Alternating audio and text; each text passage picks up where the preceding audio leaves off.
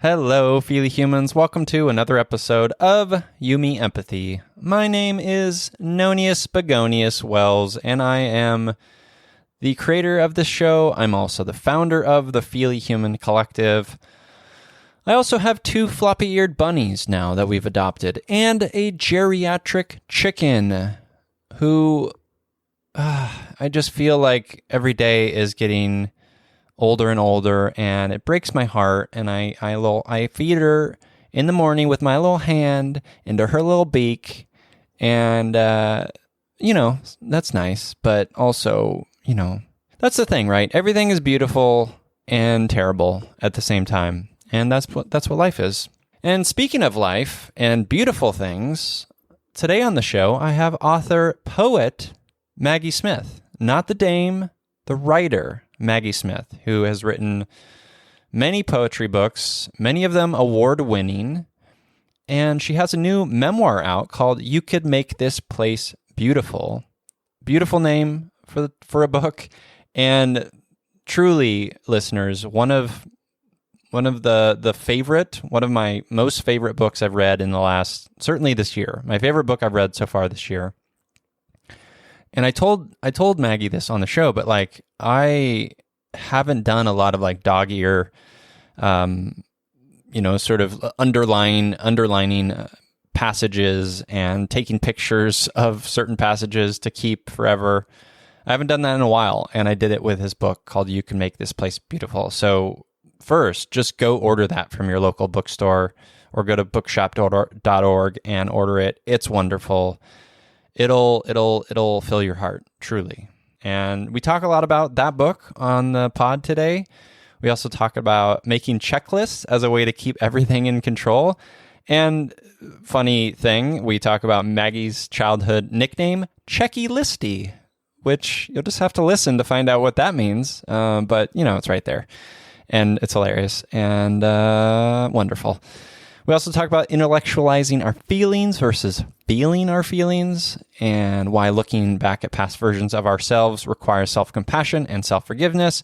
We also talk about Pavement, the band, not the thing that we walk on, but I guess you can walk on a CD of Pavement. But if you haven't listened to Pavement, classic, what's a good album? I don't know. Slanted and Enchanted? Maybe that's an album. I don't remember. It's been a while since I've listened to Pavement. I'm sorry, Maggie.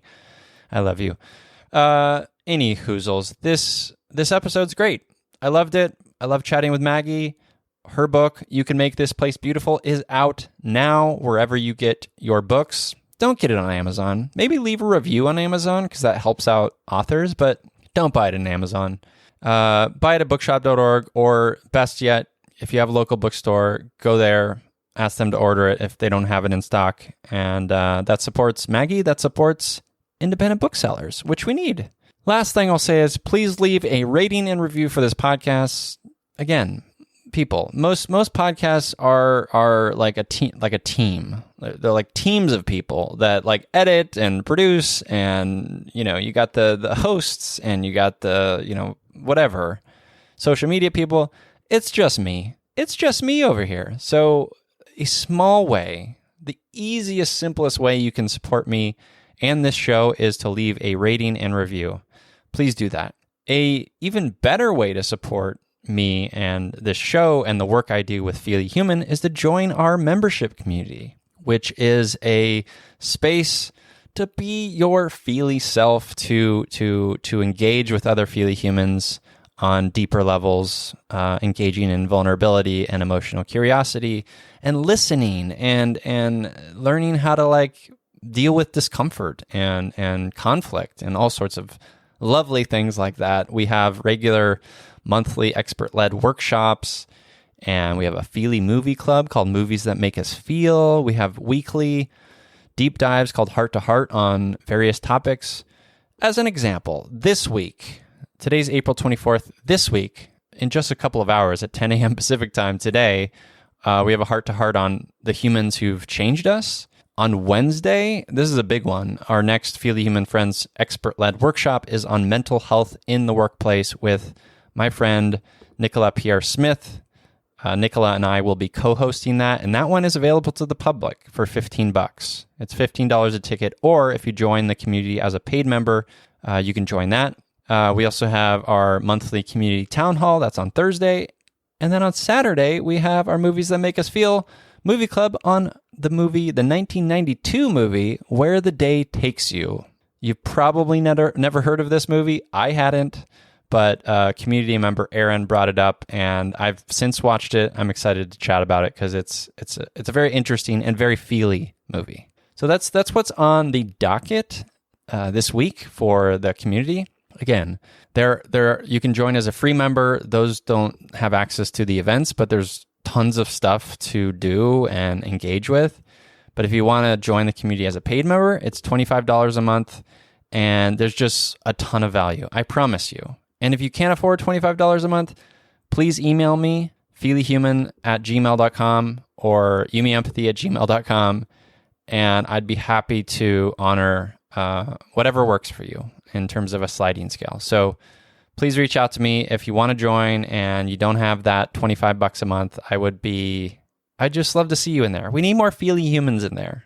And if you have any questions about that, you can always email me as well, yumiempathy@gmail.com or feelyhuman@gmail.com. Okay, that's enough of me blathering away. Let's get into this episode with author Maggie Smith, poet Maggie Smith, not the dame. Again, I mean, it would be great to have the dame on, but I am very grateful to have the beautiful writer and poet Maggie Smith on, the author of the new and wonderful, life-affirming, heart-filling memoir, You Could Make This Place Beautiful. Enjoy.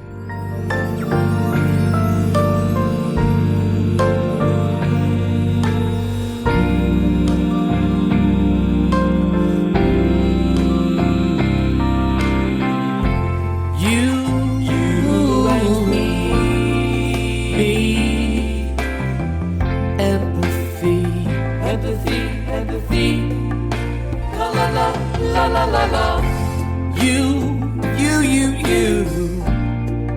me, empathy, yeah, la la la. Welcome to You, Me, Empathy, the official podcast of the Feely Human Collective. On this show, we explore the struggles, the triumphs, the brights and the darks we face as humans, trying to be human on this wondrous and overwhelming pale blue dot. You, Me, Empathy was created so that we could be witness to our collective humanity through the lens of empathy, vulnerability, and emotional curiosity. We aim to destigmatize mental health, lead fiercely with our hearts, feel our feelings without shame and judgment, and share our courageous stories so that others may feel less alone and more connected as feely humans. You, Me, Empathy is a brave place designed to inspire the beauty in each of us, because each of us, in all of our kaleidoscopic parts, makes up a magical whole that deserves to be seen. Today, I'm hoping we can make this space beautiful together, because I'm here with award-winning poet, pavement superfan, and author of the new memoir, You Could Make This Place Beautiful. It's Maggie Smith. Hello, Maggie. Hello, that's so true. Pavement poet and pavement super fan. I love it. That's a good cross section. I only learned of pavement when I met Jessica 15 years ago. So she brought pavement into my life, and I must thank her for that. That's a big gift to bring into someone's life, I have to say. It is. Yeah. So Maggie, we always kick off the show with an emotional check-in. How are you feeling? Oh, I feel a little stressy today, if I'm being honest. Like I have a long list of things to do, and when I look at the list and then the number of days that I have to somehow dose this across, it seems like a pretty heavy dose each day. But I know from experience it'll all get done, so it'll be fine. But that's the like tight chest feeling you have, and you're like, wow, there's a lot on the list right now. Sure. I relate to that. Is it tasks or things associated with the book launch, book stuff?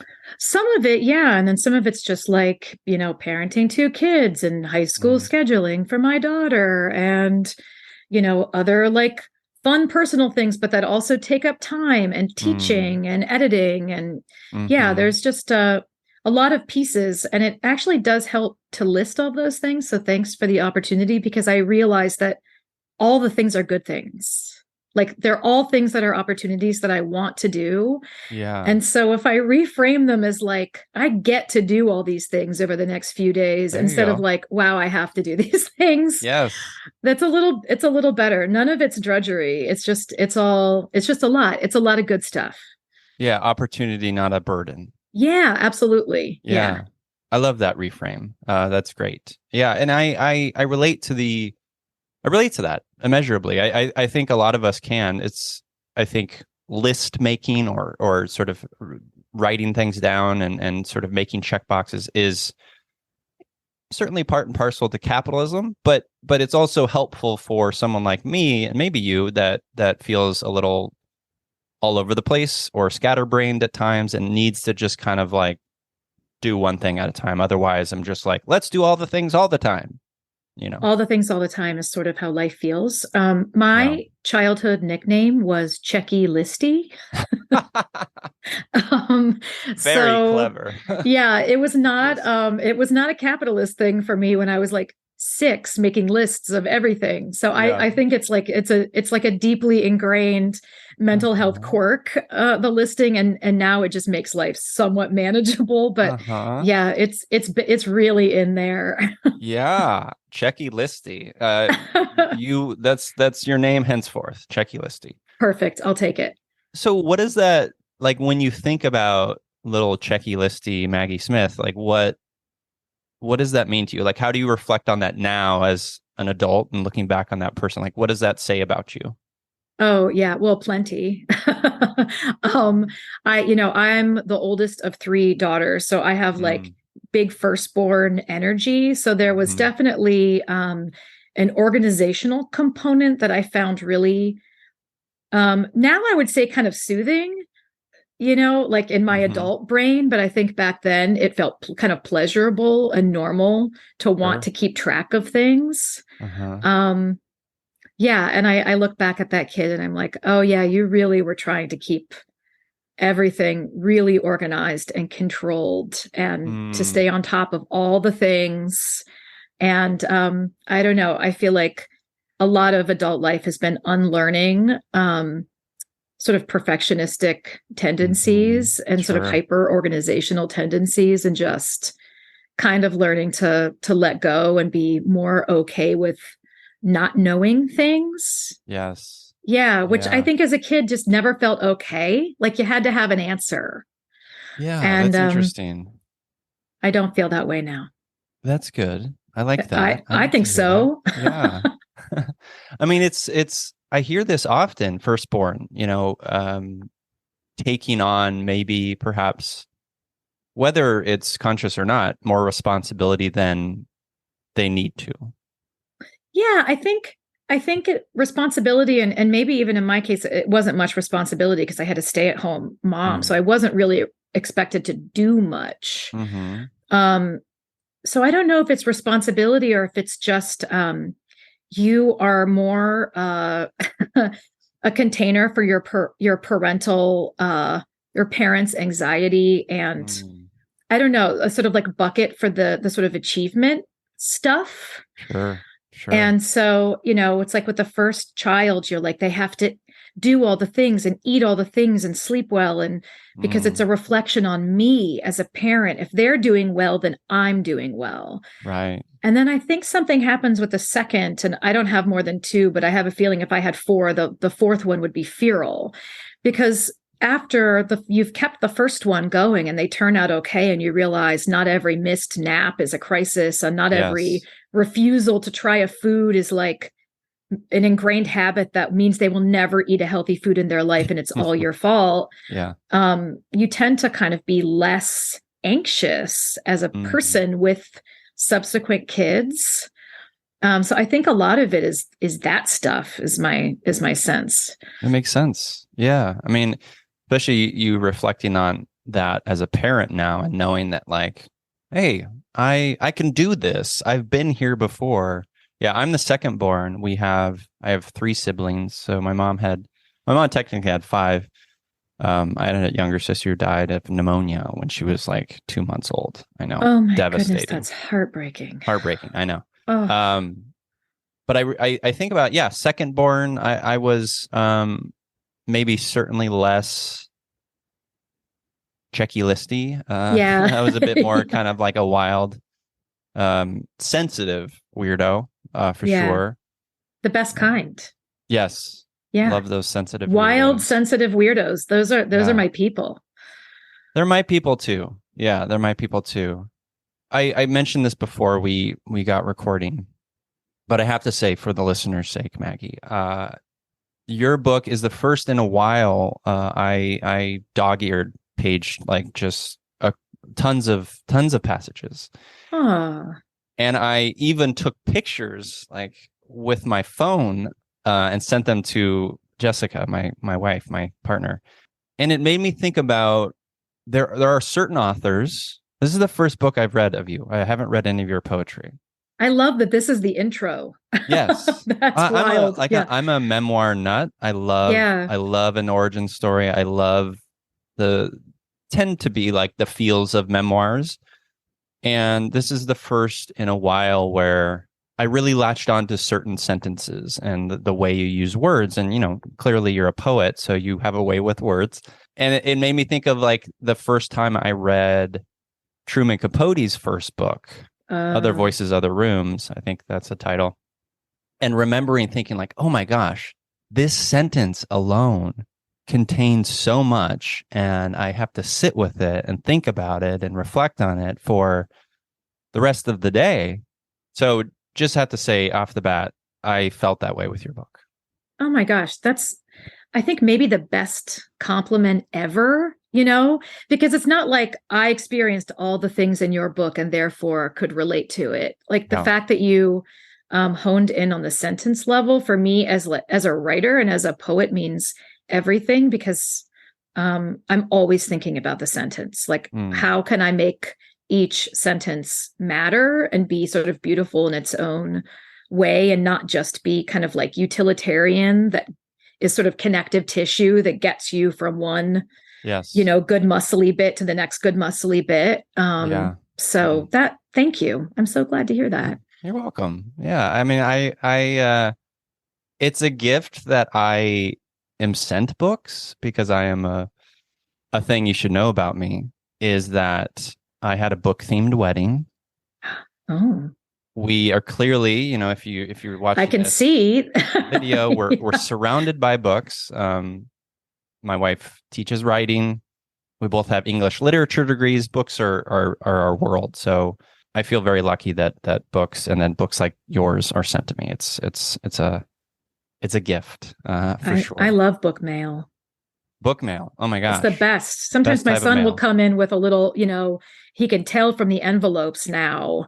And he knows some of the publishers' names. So if I get a galley of something or whatever, he'll come to the door. Mom, we've got a new New Yorker, which he takes because he likes the cartoons. Yes, and then, because my 10-year-old is the first one to read the New Yorker in this house. And then he's always knows when it's like book mail. Mom, book mail. That's special. So I wanted to ask you, like, this book, you could make this place beautiful. You have written poetry. You have written books of poems, transitioning into a memoir. Now, like looking at sort of like this from like sentence structure and the way that you format this, it's not a straightforward memoir. How did you decide on that piece, like the structure of it? How did you transition from like poetry to memoir? Like, what has that felt like, that piece? Yeah. I mean, I've written essays before, so I have made it to the right-hand margin. Yeah.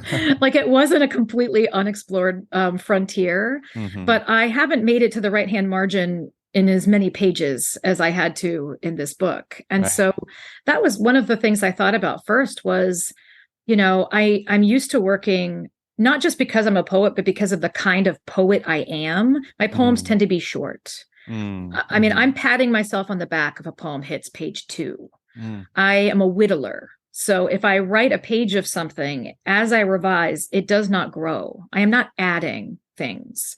And if I Right. am, I'm also taking twice as many things away as Hmm. I'm adding. So I'm really someone who's like condensing, and trying to be as concise as possible. And when sort of given a general word count, which you don't have to contend with in poetry, I thought, I'm not Right. sure how I'm going to get there. And I pretty quickly came around to the idea that I wouldn't get there by trying to do it someone else's way. Sure. So Yeah. I knew I was going to have to do it my way, which meant writing this memoir as a poet. And probably what that meant was it was going to be more lyrical. It was going to be piecier. It was Hmm. going to have probably multiple strands that operated together. And some of what I do when I'm writing a poem is thinking about how do I enact the content in the form. So if it's like a love poem, couplets make sense, right? Like those 2-line stanzas, because it's kind of like standing in for that love Hmm. relationship. Or if it's a really long narrative poem, maybe prose or longer stanzas or just a big rush of text Yeah.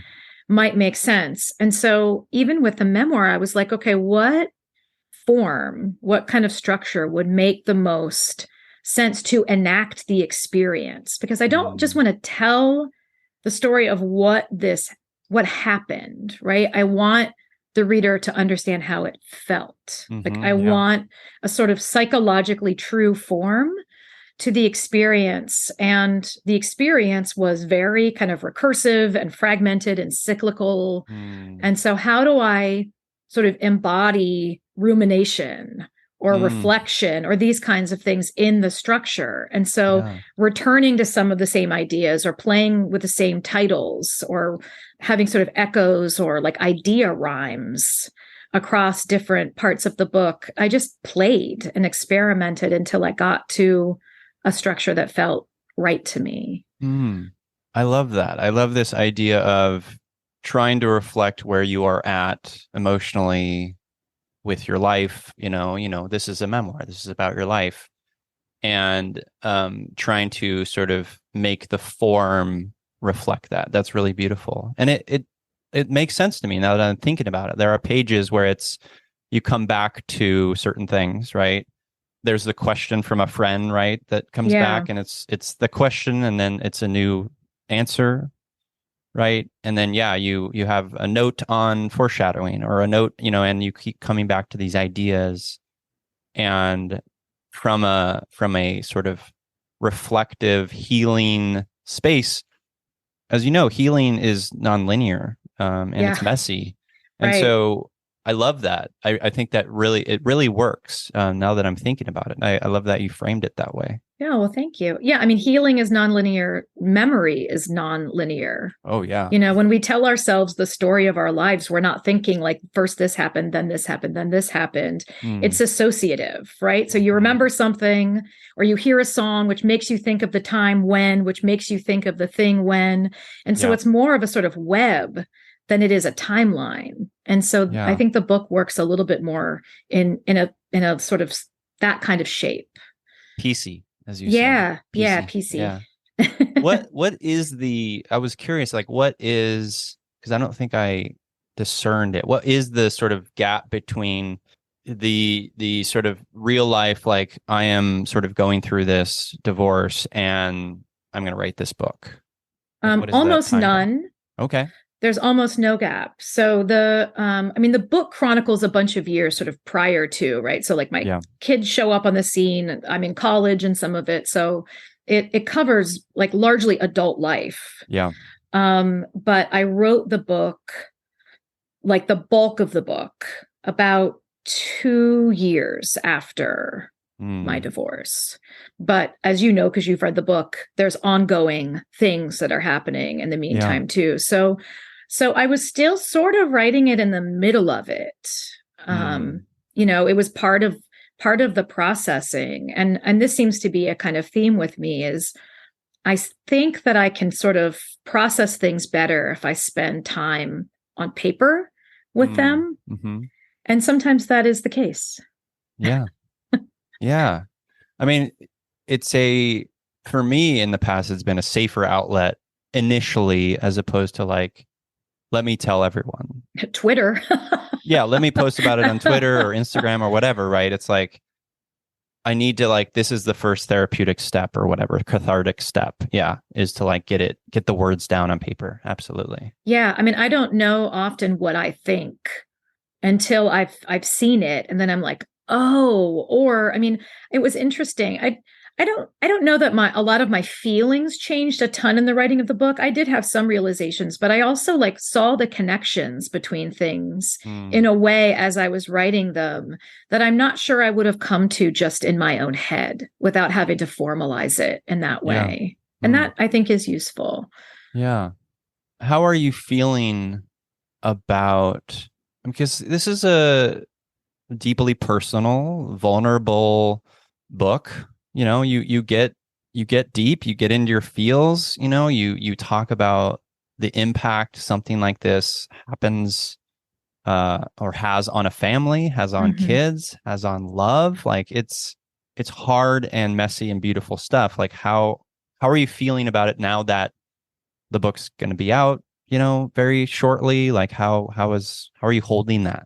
That's a really good question. And I feel like I've been reaching out to a lot of friends who've published memoirs before me and being like, is this normal? This is really uncomfortable and kind of scary. And, you know, I feel like I'm sort of like ripping a Band-Aid off. Like suddenly all of this gearing up where you're talking about a thing, but not that many people have actually seen it yet. And then there's the period now where like some people have seen it. So it's like the soft opening of the thing, but not everyone's seen it. Yeah.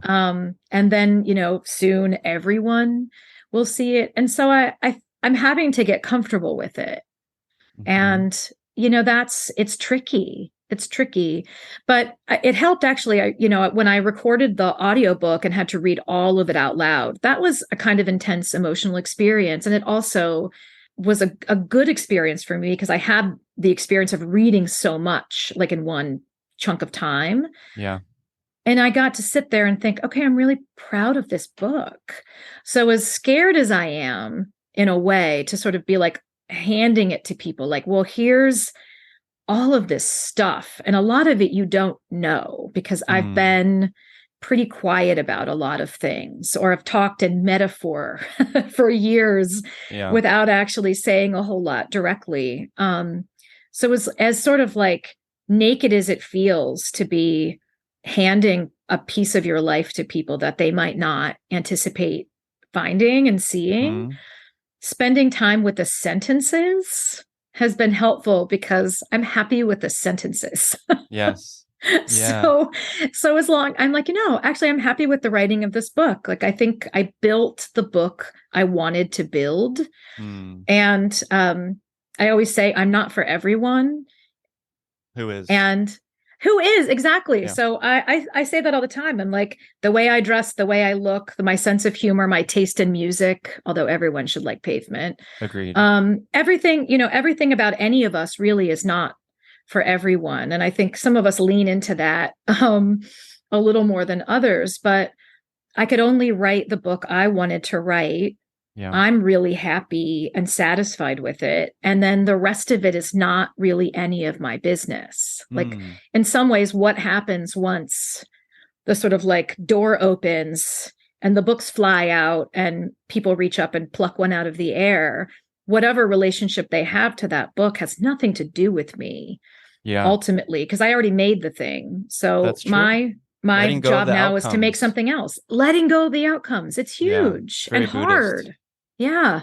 Super hard, especially as creators, as artists, right? Like you care deeply about a thing and you spend many, many years doing a thing, right? And there is a certain, like, you know, like, or I'll just say from my frame of reference, like after reading this book, I know that this will be profoundly transformative for many people because they've been through a similar thing and that's it, right? That's the empathy connection that's like so crucial in our worlds, right? Like we experience a thing. I say this endlessly on the show, but like so important. We experience a thing, and when we're ready, hopefully when we're actually ready and feel like protective enough to like sharing that experience allows others in, right? And you're right. Like we have to let go of like how it's going to be taken in, because that is out of our control. Yeah. Yeah, that's the And tricky part. and I know that, I think you mentioned in the book that you're a person who gives a lot of fucks. I So do. I give a I lot of fucks do. too. Yeah. How do you hold that as a person? Like I am like giving all the fucks. I try to, I'm like carrying a lot because I care so deeply. Recovering people pleaser, all that stuff, right? Yep. And then you're also saying that like I have to let that go. Like how do those two things mesh? It's such a struggle. Yeah, I know. I say my factory setting is GAF. I just never managed to get the D in front of it. I don't know how people do that. I really do Yeah. try. I think logically I'm there, but trying to translate the knowledge that it shouldn't matter or ultimately doesn't matter, it doesn't always translate to the feeling of it not For mattering. sure. And I'm telling my kids that all the time, like, don't worry about that test. You won't remember that in 5 or 10 years, or don't worry about what that person says. That person doesn't mean anything. And you won't even remember that they exist until you see them at your reunion, maybe, you know? Yeah. Yeah. And my daughter will say, like, I know that logically, but it doesn't make it feel better in the moment. And so both of those things are true. Like, you can GAF and also know that you shouldn't necessarily need to GAF. But yeah, being a big feeler and a creator at the same time is tricky business. But I also think the two of them for me are kind of inseparable, because probably if I gave fewer fucks, I wouldn't be a poet. Absolutely. I would Yeah. have done something else. Yeah. Because GA fuck, as I'm going to say, GA fuck. It's a vulnerable. It's, first of all, it's vulnerable and courageous to like be big-hearted and care deeply enough to try to enact change, right? To try to transform and influence and all of that stuff. Like, and with that, like, we also have to figure out what our boundaries are and what fills us up and what doesn't. And that's I think that in my case, as a 41-year-old human, that changes day to day. And that piece of it is hard too. Yeah. I mean, you said recovering people pleaser, and I'm like, yeah, it's interesting as part of like social and emotional learning at both of my kids' schools. They're always talking about empathy, which I'm very glad for, because I do think in general, on balance, most people need that part of themselves dialed up, like way up. Agreed. I think me personally, I need it dialed down for my own health, safety, protection, boundary setting, well-being, GAFness. Yes. And so it's a sort of counterintuitive thing to try to tell yourself to like identify less with others, project less of your own experience onto what others might be thinking or feeling, take things less personally. Because empathy is so important, but it can also become sort of outsized and for some people kind of unmanageable. It can become a manipulation, even if we're not aware of it. Like that has happened to me as someone who has had to, because I feel like anything that is really, I mean, empathy is a radical idea, and it takes a lot of discernment and clarity and understanding of context and boundaries and assumptions and bias and all this stuff. And that is ongoing, right? And so if we're not sort of aware of those things and being curious about those things, it becomes an imbalanced force in our lives. Yeah, the floodgates are just open. Yeah. And that's, I mean, and I'd be curious to see how that connects to you being a checky listy little one. Because I know for me, like growing up in an environment that didn't always feel safe and being so sensitive, I learned to just like armor up and like kind of shut down at times and not be in my feelings because it was too uncomfortable or too unsafe, didn't have the safety of it. Yeah. Right. Yeah. And then, when the floodgates opened, it was like a fucking mess and terrifying, right? Because not until like my 20s did I like, oh, there's a person who sees me, like, yes. So how about you? Like little perfectionist, little checky listy Maggie, like How does that connect to the big feels GAF, Maggie? Yeah. I think my instinct is to go into my thoughts instead of into my feelings. Sure. That's common. Thoughts feel safer. Thoughts feel more logical. Thoughts feel cooler instead of hotter. Thoughts are probably more in a box than feelings. Thoughts are 100% in a box. And so if I can just think hard enough at a problem, if I can, even sort of the process of writing this book, I really thought, very naively, if I just spend enough time with this experience, I will solve it somehow for myself. Like if I spend enough time with parts of my life that are causing me pain, if I spend enough time with sort of mysteries, then I will solve those mysteries. I will end the suffering I'm experiencing because of those mysteries. And lo and behold, we can just, sew that up and move on. Just not how life works. But yeah, I tend to default to thinking very quickly and then sort of talking about feelings, but in an intellectualized way. And I am very grateful to have a therapist who will call me on that. And I write about that a little in the book. She's like, you say you're sad, I don't see sad. Or you say you're angry, but what I hear you doing is using feelings vocabulary, but I'm not actually getting that from you right now. Yeah. Like I hear you intellectualizing this, which is more comfortable. It is more comfortable for sure. Yeah, because the knowing and naming the feelings. I was recently listening to like a 10% Happier podcast with Brene Brown on this, and she was talking about how us humans can really only accurately discern 3 human emotions: happiness, sadness, and pissed off. And she was explaining some of the differences between jealousy and envy and how we often use those incorrectly. And she gave a great example of what she describes as resentment. And so she's had a long day, she comes home, they're going to be hosting some people, and she sees her husband plop down on the couch watching the football game, and she's like, fuck him. Why isn't, and she describes it as resentment, but then she kind of takes a step back and realize oh, that's envy. I want to be on the couch watching football and not doing anything. Right.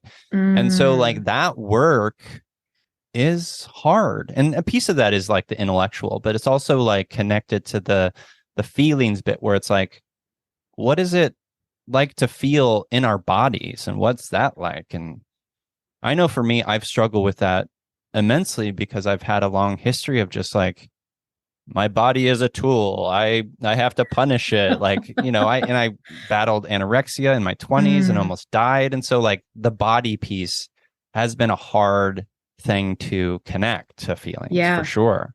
Yeah. It's messy. It makes a lot of sense. I think too, even feeling angry, I have to check myself and think, okay, no, that's like a mask. That's like a mask feeling. There's something underneath that. What is it? It's almost always hurt. It's almost always feeling disregarded. If I came home in that situation, I would feel angry, which I guess anger and resentment are maybe sort of cousins in that sense. And the anger would be from the hurt of you didn't think enough about me to plan helping. You're just assuming I'm going to do this on my own. And that makes me feel disregarded, which is a hurt feeling. But it's drilling down underneath all of these sort of sedimentary layers of okay, I think I feel this. Let me have a conversation with myself. No, it's deeper than that. Okay, I'm at the next level. Let me have, no, actually it's deeper than that. What is the actual core feeling of all of this stuff? Yeah. And I do think most of the time it's hurt or fear. Fear is a big one for sure. Fear is a big one. Insecurity is a big one. Yeah. Which is fear. I can't remember what something my son said when he was maybe 3. He said something about feeling embarrassed at school. And I wasn't even sure, how can a 3-year-old feel embarrassed at preschool? And I asked him, what do you think that means? Because I wanted to hear him explain it so I knew if he was just misusing Yes. The child said alligator for elevator. So what do I know about embarrassment? And he said it means scared. Mm. And it does. Like if you get embarrassed, that embarrassment of feeling sort of like people are looking at me and I did something wrong or they're judging me, the core feeling tunneling down underneath it is fear. Yeah. Of being sort of found out or caught at being imperfect. Yeah. Seen in our fallibility. Yeah. Yeah. So sometimes a 3-year-old can teach you more about feelings than you're able to articulate for yourself. I 100%. That is such a good reminder, right? I've said it before on the show, but like the fact that being open enough to learn from a 3-year-old or learn from an 83-year-old, wherever we are in life, like I feel like there's learning and perspective and discovery in all things and all humans. Maybe not 100%. maybe not a Trump supporter, but like everyone else. Not everyone has things to teach us, or at least, or there are lessons there, but not the ones they think they're teaching us. Yeah. How I did want to ask, how are Violet and Rhett? How are they doing? They're good. They're like, they're thriving kids. Yeah. So yeah, they're great. And they are honestly the sort of best conversationalists, funniest, really just like most open-hearted, coolest kids. So I feel like if I'm going to sort of like have 2 people in my rowboat for life, they're the people I want in my boat. Lucky me, they're the people I get in my boat. Yeah. You lucked out there. I totally hit the jackpot. Yeah. Jessica and I have been rewatching Seinfeld, and have you seen a lot of Seinfeld? Honestly, back in the original Seinfeld days, probably some when it was actually on network TV, but not in a very long time. So it just, I mean, this is not connected, but it just made me think of, there's an episode where Jerry and Elaine and George go and visit a friend's new baby. And when they go first and they look down and the baby is like super ugly, right? I think they're like, this. Oh my God, like what do we say, right? And Kramer comes in and he like freaks out, it's just like it makes, I don't know. Those are the uncontrollables, right? Right, they're the uncontrollable. I'm actually I wondered if I'm like, is he going to go to the Kenny Rogers Roasters episode? Because it's one of the only ones I remember. But no, it wasn't that one. The ugly baby. I wasn't inferring that Rhett or Violet were ugly babies or ugly children. They're beautiful. They're beautiful. Yeah. Mostly on the inside. That's the important stuff. The best bits. Yeah. One of the many things that I connected to in your book is this idea of, you mentioned nesting dolls a few times, right? And I think I've been thinking about this for the past few years, this idea of like, for me, going back to past versions of myself, especially as a child where I was surviving, where I was armored up, and where I wasn't in many ways allowed to be my full self. And so part of my sort of healing and recovery has been like, going back to that version of me and be like, I love you, little known, you're the best and you're doing the best that you could. Right. And I think that's so crucial, this idea of like us carrying those versions of ourselves, because I think it's like ultimately a deep empathy, right? It's like recognizing that all of the stories that we've been through, all of these moments that we've had in life are here within us, and they're valid, even if they've been super painful and led to suffering, right? It's all sort of essential. Yeah. And I wanted to ask, like, what is a past self version of you that conjures up joy and happiness when you think about, I don't know, teenage Maggie, or sort of a version of yourself that feels, when you think about it, it feels like, I like that. I like that. Yeah. Honestly, most of them. Most Good. of I them, love like that. me with my little Laura Ingalls Wilder braids playing in the Yes. creek in my, in the backyard of my parents' house with a freckle face and covered in mud. Hmm. High school me with my bad coffee and clove cigarettes and Sylvia Yes. Plath That and makes sense. That makes Liz sense now. Fair You CD. smoked clove. Yeah. I love that. Yeah, I mean, Yeah. most versions of myself, when I think about them, I can sort of like mother them in my mind, Mm-hmm. and I feel really tenderly toward them. And even the ones that kind of give me pain when I think about them, like me in my mid 20s brings me a little bit of pain because I Mm. think, oh my gosh, that woman was so insecure, like just really was just a very afraid human being. And I think, God, all those good years that you could have just DGAF'd a little more and you Hmm. just GAF'd yourself into like total insomnia for a lot of what could have been really beautiful years if you'd gotten out of your own head a little Yeah. bit more. Mm. But that's it's I don't know how much we're thinking about self-compassion as much as we're thinking about like compassion toward others. And I think about that all the For time. sure. Like, and the idea that it's not self-indulgent or like it's not self-pity No. to think about suffering you're going through now or some version of you went through in the past and trying to sort of give yourself like cut yourself some slack. Yeah. um and maybe that's where a lot of this sort of reparenting Hmm. talk is coming from Yeah. now. It's like if you could talk to your childhood self and tell them the things you needed someone to tell you then, what would that Mm. thing be? And maybe that's useful to kind of go back and give yourself a little love years later. It's super useful. And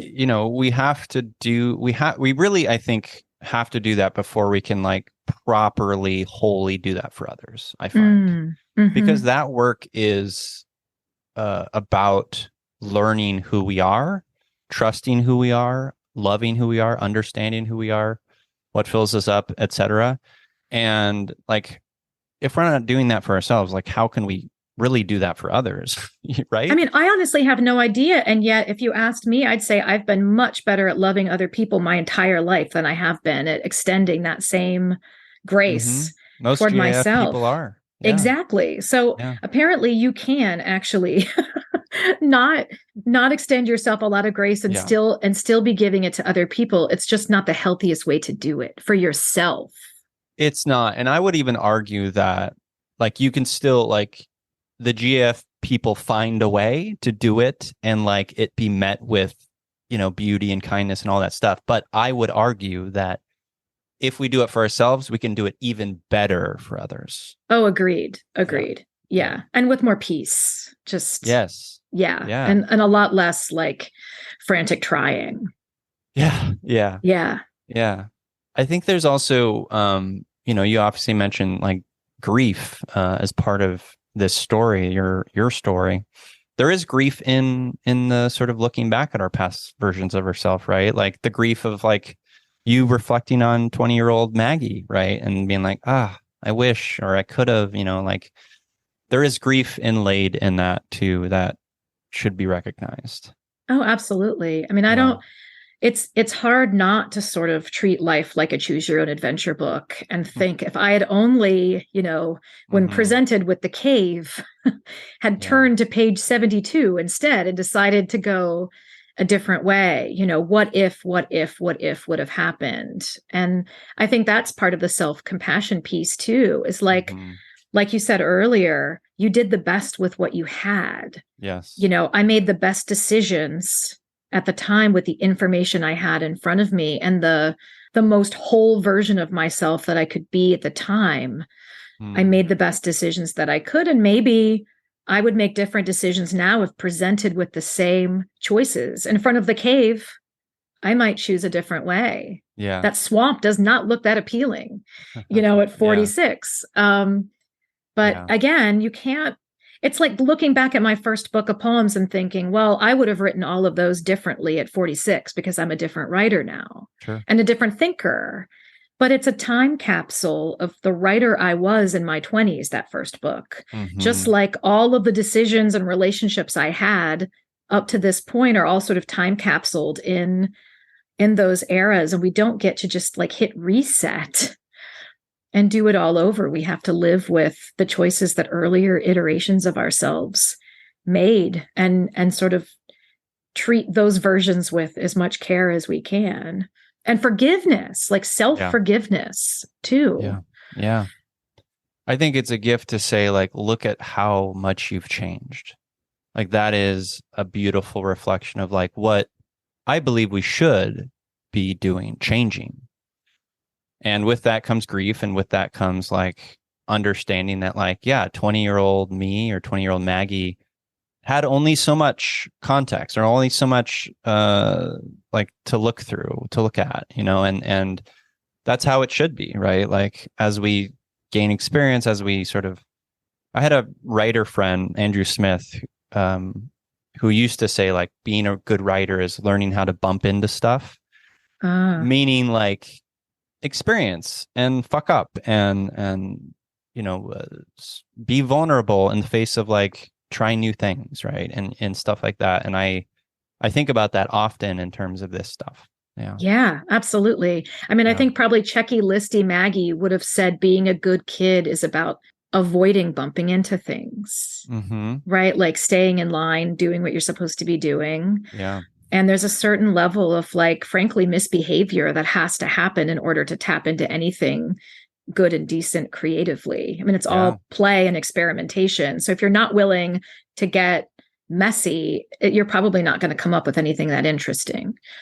Agreed. Yeah. Checky Listy Maggie has to figure out what clove cigarettes taste like. Yeah. Like, luckily, I think it's not an accident that I started writing poems around that time. Like, oh my gosh, makes so much sense. What a cliche. I know. We all are, though. We are. Every truly. Teenager is one cliche or another. I just watched The Breakfast Club for the first time with Violet. And oh my gosh, speaking of teenage cliches, I'm like, yeah, well, you know, we're not all that neatly compartmentalized, but maybe there's a little, like they say at the end, there's a little bit of all of them in all of us. Truly, there is. I have this written in front of me because I wanted to get it right, but I mentioned at the top, right, these certain sentences in the book that really moved me, and this is one of them. You say, "The thing about this life, if we knew nothing of what was missing, what has been removed, it would look full and beautiful." Tell me what you mean by that. I have my own interpretations. Like, what is that? What does that mean to you? Yeah, I mean, that's from a chapter about birding and about the idea. Yeah, the idea that if we didn't know what birds sounded like, we'd think the trees were singing. If we didn't know what birds were, and if we didn't know what was missing from our lives, they would look full, right? I mean, and my life does. I mean, if I look around, I'm like, well, I'm doing work that I love. I live with my 2 children, my very lazy and very sweet dog, no plants I can keep alive, unlike you. I'm close to my parents. I'm close to my sisters. I mean, from the outside, if you didn't have the before picture, right? If you only had the after picture, I think about this a lot. If you only had the after picture of a lot of people's lives after even really terrible upheavals, the after picture still looks really full and beautiful.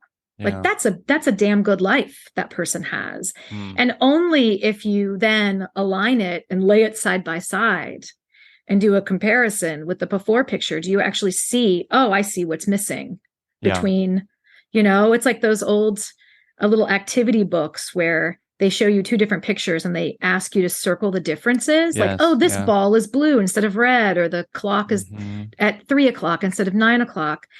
And only if you did a side-by-side comparison or before and after comparison would you sense the absence. So it's, for me, a reminder to myself that my life is whole as it is, even though it doesn't have all the same pieces in it that it had, say, 10 years ago. Yeah. It has other new pieces too. And that's some things sometimes we forget when we're doing the before and after comparison is like, but look, there's also more stuff. Yeah, that's beautiful. Yeah, I love this idea of like 10 years ago, the wholeness of me, or how I sort of conceived of being wholly me, is different than what it is now, right? And I think that's a crucial mindset to have. Yeah. I mean, I think about in however many years when my kids are like out of the house and off to college, and I'll think, oh my gosh, how sad I'm all on my own. But if you looked at just what I'll be doing at that time, I hope, knock wood, it's all wonderful stuff. And maybe I'll get to travel and there will be other opportunities I have because I'm not actively parenting two people in this house. Yeah. And only because of the before picture would we think, oh, that's sort of sad. Her children aren't there anymore. So I try to keep that in mind. Yeah, maybe you'll go back to clove cigarettes. Who knows? Who Oh what my the gosh. future holds? Never again. Although every once in a while, if I'm at a show or something and I pass through a little cloud of it, it's like so Mazzy good. Star just starts playing like in my mind. And it takes me way back. Yeah. How important it is to you to have, as an artist, as a mother, as a friend, like safe people? Like what do safe people mean to you? Well, it's clearly incredibly important because I still live in the town where I was born. So, something about me is that I live 20 minutes from the hospital where I was born, and my mom was born in that hospital, and my kids were born in that hospital. And I have Sunday dinner with my sisters and brothers-in-law and nieces and nephews. And at my dining room table, I ate at as a child, the Checky Listy table. Yeah. Same furniture, same kitchen. Wow. The creek that I used to play in, my kids play in, so it's incredibly important, that kind of continuity to me. I'm a really rooted person. And I think in some ways, how rooted I am in place and with people, like my sense of community, is what allows me to be less rooted in other aspects of my life. It feels a lot less scary being like self-employed and a single parent when I'm in the same place, in the same house, on the same street, doing pretty much the same work, seeing the same people. And so the constants make the variables manageable. Yeah. I love that. Rooted and grounded. Yeah. I love that. That is important. So important. Yeah. For our self-actualization, for our wholeness, right? I think so too. I mean, I know it can seem limiting. People are like, you never left. And I'm like, my people are here. It's not that I am just like so attached to Central Ohio that I can't imagine living anyplace else. I mean, frankly, after the last election cycle, it's becoming a more untenable place to live. I was going to ask about that. Yeah. Yeah. And raise kids. Like it is a growingly untenable place to live. But I have kids who are in school here, and I have parents who are aging here, and I have aunts and uncles and cousins, and it would take a whole lot to get me to go someplace else while my people are here. Yeah, that makes sense. So your memoir, You Could Make This Place Beautiful, great title. And I know you sort of went back and forth on that. Amazing title. What's a takeaway? What's a transformation you want in the reader? I have to order them to be transformed. Yes, you have to transform every reader. That is your responsibility as a writer. Oh my gosh. I don't know if I can order a transformation in a human being. It's funny. I guess this conversation is sort of leading me to think it's really about self-compassion and extending grace to oneself for not being able to anticipate every hiccup in your life, for not being able to see a mile down the road and know everything. And maybe not even being even in the middle of a situation, maybe not always handling things the way that you wish you had, you know?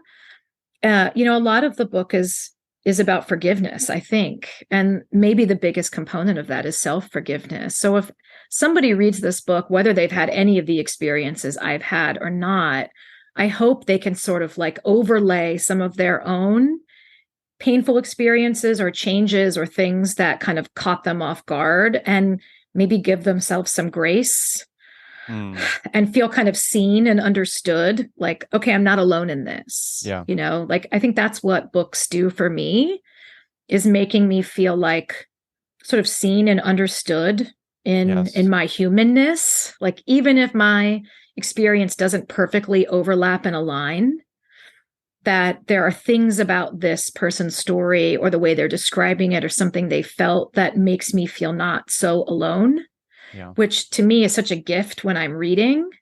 So if I could make somebody feel not so alone for 5 minutes, that's not nothing. I think it's everything. Yeah. Books are portals to empathy in that way. Yes. I love that. Yeah. Let's start wrapping it up, and we'll plug the book and where the links and all that stuff in a second. But we do always wrap up the show, Maggie, talking about our empathy heroes. So folks in our lives who are empathetic, compassionate, folks who are help root us, ground us, etc. Could be characters from stories even, or from movies. I will go first to give you a moment to reflect on your empathy hero. My empathy hero this week is the writer Angela Davis. And this quote I love very deeply as a GAF person. Angela says, "You have to act as if it were possible to radically transform the world, and you have to do it all the time." A word. All the time. No breaks. No days off. No, and that's real. That's the work.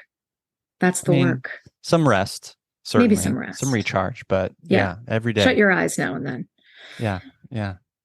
How about you? I don't know why I'm thinking about this, but I am remembering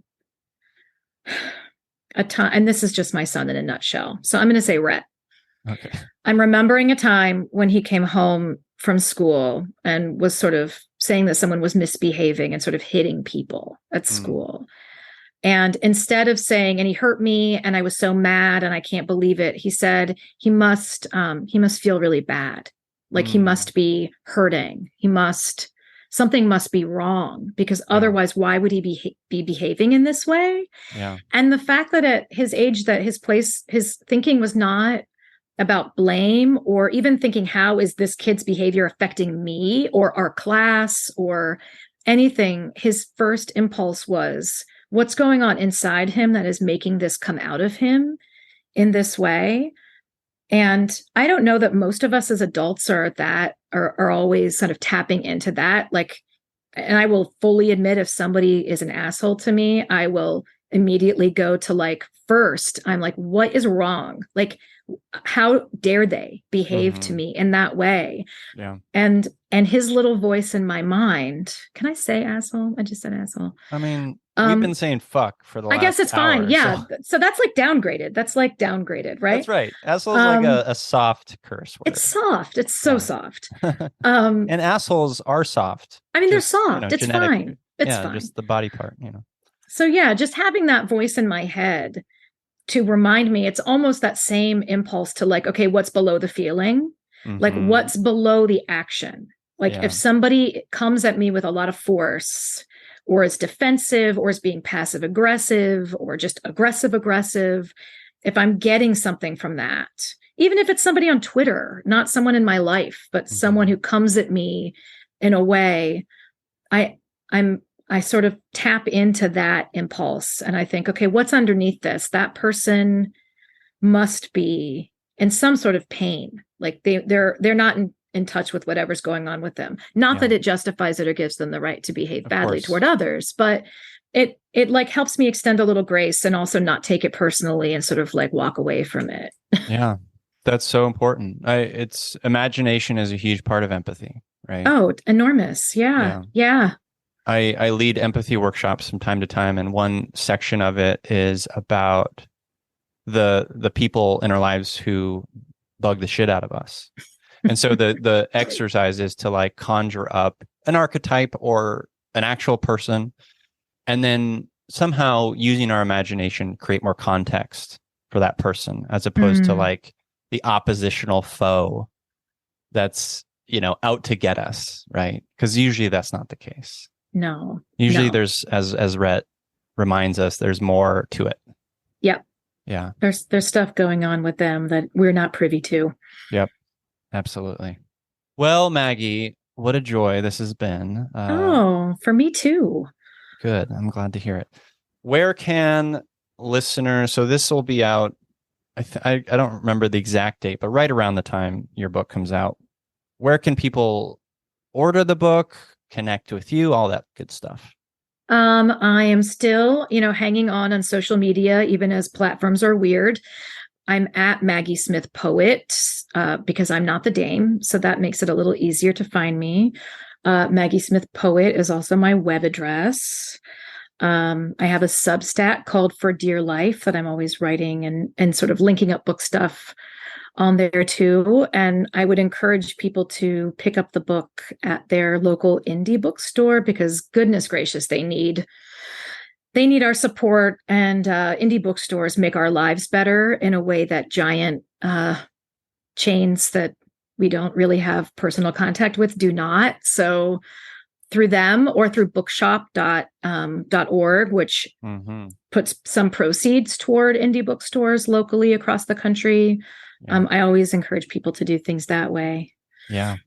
Yeah. And listener, on the Feely Human website, feelyhuman.co/bookshop, we have a list of books that have been recommended by Feely Humans and then books by You Me Empathy authors or You Me Empathy guests. So Maggie's book will be on that list, linked from bookshop.org. So, but yeah, if you have a local independent bookshop, make sure to go and ask for the book, buy it there. It's crucial. As someone who worked at an independent bookshop many years ago, they're the lifeblood of our hearts, I think. They are. They're one of our third places, other than home or work or school. It's like, community glue. Agreed. Well, thank you, Maggie. This was such a joy, such a delight. Thank you for writing your beautiful, beautiful book. Thank you for having me. You're welcome. And to you listeners, as I always say, I'm here, you're here, we're here together on this wayward, overwhelming, awe-inspiring pale blue dot. We have each other. It's You, Me, Empathy.